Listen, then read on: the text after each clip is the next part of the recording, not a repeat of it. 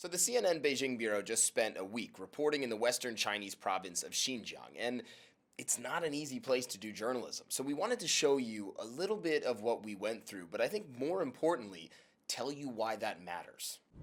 Xinjiang is the province where the US says China has detained up to 2 million people, nearly all Muslims, in camps over the last few years. Activists say Beijing has done that to try and eliminate Islam within its borders, and ex-detainees have told CNN they were tortured inside while undergoing political indoctrination. China denies that and says these camps aren't prisons, but voluntary vocational training centers that are being used to not eliminate Islam, only Islamic extremism. Now, China's government says that Xinjiang is wide open for us to freely report there. Maybe in theory, but in reality, that's just not true. For example, upon landing there, our welcome gift was a government tail. We've already been followed by 3 or 4 guys, including one of them who I've seen follow us from the second we got out of the baggage area. That would be this man. He and at least a dozen others followed us every single hour of our 6-day trip, never more than 20 feet away. In the car, in the train station, in the hotel, in the room next to mine. So it's a bit of an odd feeling to be in your hotel room at 1 in the morning and knowing that on the other side of this connecting door, which leads to the room next door to mine, there's at least 3, 4 of the guys who have been following us around over the past couple days.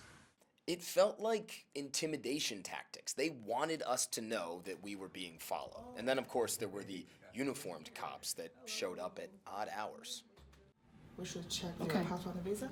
It's almost Is it 1 open a.m. or- Yes. Also, I know, but I was sleeping. It just seems sorry to bother you. unnecessary. I'm sorry to bother you. Okay, Sorry.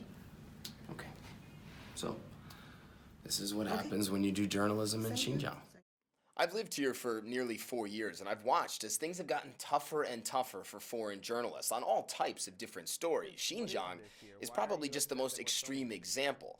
But beyond just being followed, there were the more obvious attempts to try and make sure that we saw nothing they didn't want us to. For example, a highway we were on was closed for hours due to an accident nowhere to be seen. Not to mention spontaneous roadblocks that specifically target foreigners and ethnic minorities.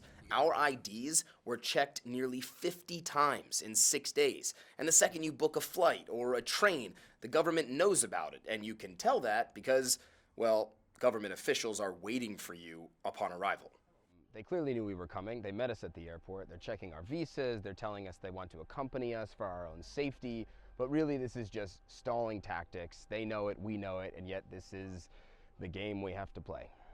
China's Ministry of Foreign Affairs say they don't know anything about the harassment we faced, but said Xinjiang is, quote, open and hospitable. The constant tails, the constant harassment, the constant delays, they're more than just inconvenient. They are specific tactics China's government has employed for a long time to prevent journalists from doing their jobs. But in the last few years, there is broad agreement in the foreign journalism community here that it's gotten worse, nowhere more so than Xinjiang. The end result is that it's nearly impossible to freely report on the hundreds of thousands of people that are likely languishing in camps right now, and that means that the rest of the world can't really see what's going on there. This is one of the biggest human rights stories on Earth, and as we saw firsthand, China is actively trying to cover it up.